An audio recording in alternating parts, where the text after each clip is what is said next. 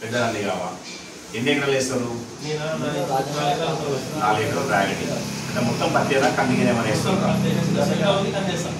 okay అయితే చిలకావు దాంట్లో మీరు ఏం చేస్తారంటే కంది ఈసారి తక్కువ చేసుకోండి ఎందుకు తక్కువ చేయమంటారంటే రేటు స్టాక్ చాలా కంది మిగతాను ఒక సపోజ్ 5 ఎకరాలు వేసే కందిని ఏం చేస్తామంట అంటే ఒక 3 ఎకరాలు 2 ఎకరాలు వేస్తాం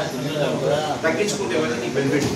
ఇప్పుడు నా కూడా కందులు ఉన్నాయి తీసుకుపోతే తీసుకుపోయి ఇవ్వచ్చు నా దగ్గర సేల్ అవుతాయి కానీ ఏమంటే కొద్దిగా మూమెంట్ అప్డేషన్ కూడా చెప్తున్నాను పత్తిలో కూడా ఏంటంటే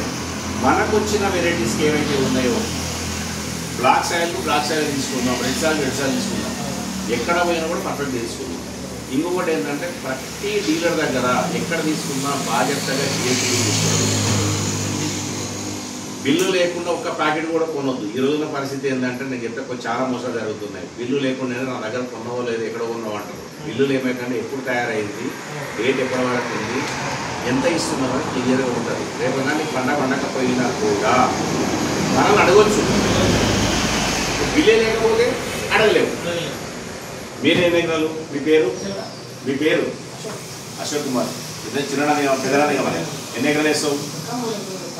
3 ఎకరాలు తర్వాత యాక్చువల్ పొలం ఎంత ఉంది మీకు మరి మిగతా ఏం వేస్తారు పల్లి కంది ఎన్ని ఎకరాలు వేస్తారు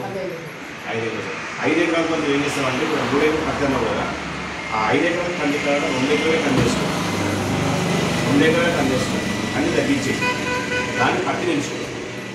అంటే నువ్వు ఆలోచన నువ్వు పని చేసుకోవడం లేదు నేనేమంటున్నా కంది కంటే కంది ఇప్పుడు వేసుకొని లాస్ పోయే కాడికి ఎందుకంటే అట్లనే కదా ఎందుకంటే ఏసీ కూడా లాస్ అవుతావు కదా